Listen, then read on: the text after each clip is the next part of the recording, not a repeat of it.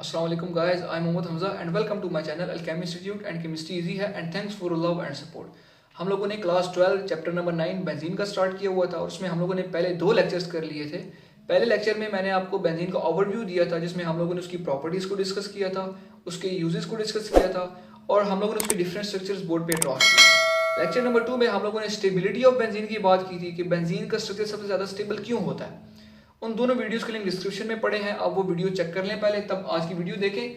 आज बहुत ही important lecture मैं आपके लिए लेके आया हूं, how to check the aromaticity of a compound. कोई भी कंपाउंड आपको गिवन है, कोई भी कंपाउंड आपको गिवन है, आप किस तरह से ये प्रिडिक्ट कर सकते हैं कि ये कंपाउंड एरोमेटिक है कि नहीं है।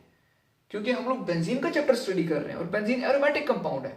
हमें कैसे पता चला बेंजीन एरोमेटिक है, उसको आज हम लोग प्रूव करेंगे। एरोमेटिसिटी ऑफ कंपाउंड जब हम लोग चेक करते हैं तो हम लोग कुछ रूल्स को फॉलो करते हैं और वो रूल्स जिनको हम लोग हक्कल्स रूल के नाम से पहचानते हैं। Huckel's rule. हक्कल बेसिकली एक साइंटिस्ट था जिसने कुछ रूल प्रोवाइड किए थे और उसने कहा था कि अगर कोई भी कंपाउंड इन रूल्स को फॉलो करेगा तो वो एरोमेटिक होगा, रूल्स को फॉलो नहीं करेगा तो वो एरोमेटिक नहीं होगा। हक्कल ने जो पहला रूल जो बताया था वो क्या था कि स्ट्रक्चर आपका प्लेनर होना चाहिए। आपका स्ट्रक्चर एक ही प्लेन में होना चाहिए, स्ट्रक्चर प्लेनर होना चाहिए। अब मान लें आपका स्ट्रक्चर एक ही प्लेन में है, फिर उसने कहा था कि वो स्ट्रक्चर अगर प्लेन में है तो वो साइक्लिक भी होना चाहिए, साइक्लिक स्ट्रक्चर भी होना चाहिए। अगर आपका स्ट्रक्चर प्लेन में है लेकिन साइक्लिक में नहीं है, साइक्लिक फॉर्म में नहीं है, तो वो एरोमेटिक कंपाउंड नहीं होगा। या अगर वो साइक्लिक फॉर्म में है लेकिन एक ही प्लेन में नहीं है तो वो फिर भी एरोमेटिक नहीं होगा। प्लेनर भी होना चाहिए, साइक्लिक फॉर्म में भी होना चाहिए। अगर दोनों रूल को फॉलो करता है, अगर आपका स्ट्रक्चर दोनों रूल को ओबे कर रहा है, तीसरा रूल क्या है फिर कि उसमें continuous overlapping of P orbitals. आपके स्ट्रक्चर में पी ऑर्बिटल की कॉन्टिन्यूअस ओवरलैपिंग होनी चाहिए।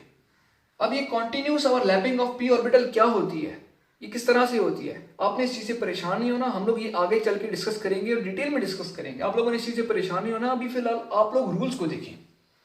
स्ट्रक्चर आपका प्लेनर होना चाहिए, एक ही प्लेन में। फिर आपका स्ट्रक्चर साइक्लिक फॉर्म में भी होना चाहिए। फिर उसके जो पी ऑर्बिटल है उसकी कॉन्टिन्यूअस ओवरलैपिंग होनी चाहिए। ठीक हो गया।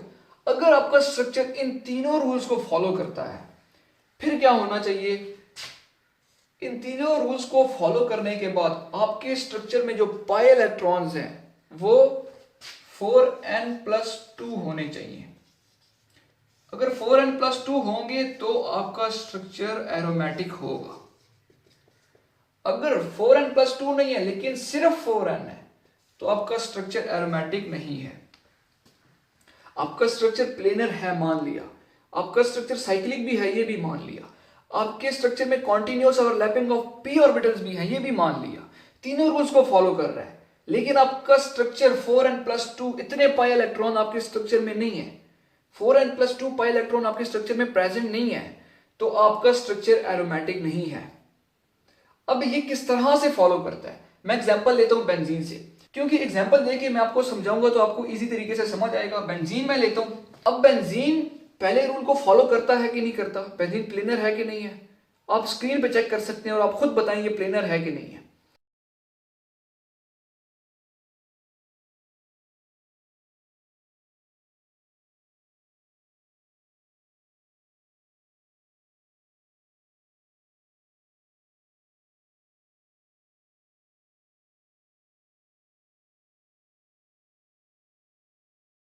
बिल्कुल इजी तरीके से पता चल रहा है कि ये सब कुछ एक ही प्लेन में है, बेंजीन प्लेनर स्ट्रक्चर है। तो क्या है, ये पहले रूल को फॉलो कर रहा है, बेंजीन का स्ट्रक्चर प्लेनर है।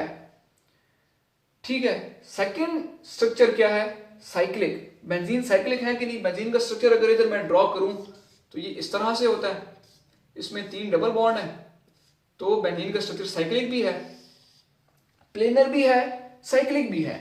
दोनों रूल्स को इसने फॉलो किया बेंजीन ने।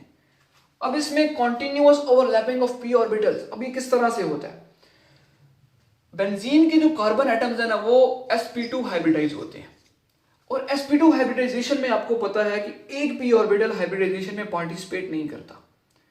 अब जो p ऑर्बिटल हाइब्रिडाइजेशन में पार्टिसिपेट नहीं कर रहा होता उसका काम होता है पाई बॉन्ड बनाना। अब बेंजीन के अंदर 6 कार्बन एटम है, ठीक है। अब 6 के 6 कार्बन एटम sp2 हाइब्रिडाइज है। अब सबके पास एक एक p ऑर्बिटल ऐसा है जो हाइब्रिडाइजेशन में पार्टिसिपेट नहीं कर रहा।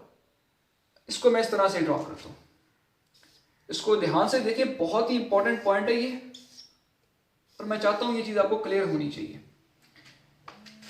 ये एक p ऑर्बिटल ऐसा है जो हाइब्रिडाइजेशन में पार्टिसिपेट नहीं कर रहा, इस कार्बन का भी एक ऐसा है जो हाइब्रिडाइजेशन में पार्टिसिपेट नहीं कर रहा, इसमें भी एक ऐसा ही है, इसमें भी है, इसके पास भी एक p ऑर्बिटल है जो पार्टिसिपेट नहीं कर रहा, इसके पास भी एक ऐसा p है जो पार्टिसिपेट नहीं कर रहा। अब ये बेंजीन का स्ट्रक्चर है, हर कार्बन एटम के पास एक p ऑर्बिटल ऐसा है जो हाइब्रिडाइजेशन में पार्टिसिपेट नहीं कर रहा। अब इनका क्या काम है? इनका काम है पाई बॉन्ड्स बनाना। अब ये p ऑर्बिटल आपस में ओवरलैप करते रहते हैं, क्योंकि बेंजीन रेजोनेंस शो करता है, ये रेजोनेटिक स्ट्रक्चर है, तो ये p ऑर्बिटल आपस में ओवरलैप करेंगे और ये पाई बॉन्ड्स बनाएंगे। ये इसके साथ ओवरलैप करेगा इधर, ये इधर, ये अबव द प्लेन है। और बिलो द प्लेन अगर मैं बात करूं तो ये इस तरह से होगा। आपको ये चीज अगर इसमें थोड़ी कंफ्यूजन है तो मैं एक पिक्चर आपको ऐड कर देता हूं, आप ये स्क्रीन पे चेक कर सकते हैं कि किस तरह से above and below the plane benzene के p ऑर्बिटल्स इलेक्ट्रॉन्स क्लाउड बना रहे होते हैं। इसका मतलब है कि बेंजीन में continuous overlapping of p orbitals present है। तो क्या है, बेंजीन थर्ड रूल को भी फॉलो कर रहा है कि इसके जो p ऑर्बिटल्स हैं वो कॉन्टिन्यूअस ओवरलैप कर रहे हैं एक दूसरे के साथ। बेंजीन प्लेनर भी है, बेंजीन साइक्लिक भी है, और इसके जो p ऑर्बिटल्स हैं वो कॉन्टिन्यूअस ओवरलैपिंग भी करते हैं। अब ये सारे रूल्स तो बेंजीन फॉलो करता है। अब हमने देखना है कि बेंजीन के पाई इलेक्ट्रॉन्स इसको फॉलो करते हैं, मतलब इतने पाई इलेक्ट्रॉन्स हैं कि नहीं है। अब ये किस तरह से देखना है, बेंजीन के अंदर कितने पाई इलेक्ट्रॉन्स हैं? 1 2 3 4 5 6, 6 पाई इलेक्ट्रॉन्स हैं। इधर मैं अगर n की जगह 1 लगा दूं तो 4 + 2 क्या हो जाएगा? 6 हो जाएगा। 6 पाई इलेक्ट्रॉन्स हैं, तो पाई इलेक्ट्रॉन्स इतने आने चाहिए। n की जगह आप 0 लगा सकते हैं, 1 लगा सकते हैं, 2 लगा सकते हैं, 3 4 5 6 7 8 9 10, जो मर्जी जो दिल है आप लगाएं, ठीक है। अगर मैं n की जगह 1 लगाऊं तो 4 + 2 6 हो जाएगा, तो मतलब 6 पाई इलेक्ट्रॉन ऑलरेडी प्रेजेंट है, तो मतलब वो इसको भी फॉलो करता है। तो बेंजीन क्या है? एरोमेटिक कंपाउंड है। अगर मैं अल्टरनेटिव पे दूसरी एक एग्जांपल से आपको समझाऊं,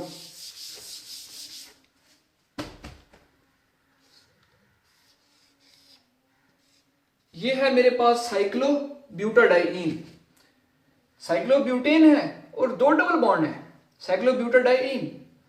अब ये स्ट्रक्चर भी प्लेनर है, ये स्ट्रक्चर भी साइक्लिक है, ये स्ट्रक्चर भी कॉन्टिन्यूअस ओवरलैपिंग करता है p ऑर्बिटल में, ठीक है। ये तीनों रूल्स को फॉलो करता है, लेकिन इसकी जब मैं बात करूं तो ये इस चीज को फॉलो नहीं करता। क्यों? इसमें पाई इलेक्ट्रॉन्स कितने हैं? 4 पाई इलेक्ट्रॉन्स हैं, 4 पाई इलेक्ट्रॉन्स हैं, मतलब 4n + 2 जो है, 4n + 2 जो है ये 4 के इक्वल आना चाहिए। हमने इस इक्वेशन को कुछ भी करके 4 बनाना है, 4 ये नहीं बन सकती, कुछ भी आप कर लें।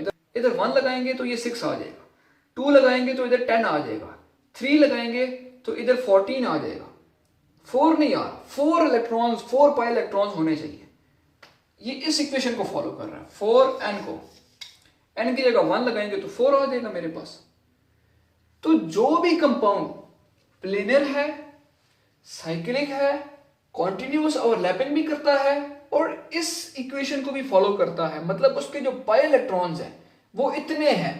n की जगह 1 लगाएं, 2 लगाएं, लेकिन पाई इलेक्ट्रॉन्स इतने होने चाहिए। अगर इतने होंगे तो वो स्ट्रक्चर एरोमेटिक है, वो कंपाउंड एरोमेटिक है। अगर वो इतने हैं, सारे रूल्स को फॉलो करता है, लेकिन इसको फॉलो नहीं करता, उसके पाई इलेक्ट्रॉन्स 4n है, तो वो क्या है? नॉन एरोमेटिक है।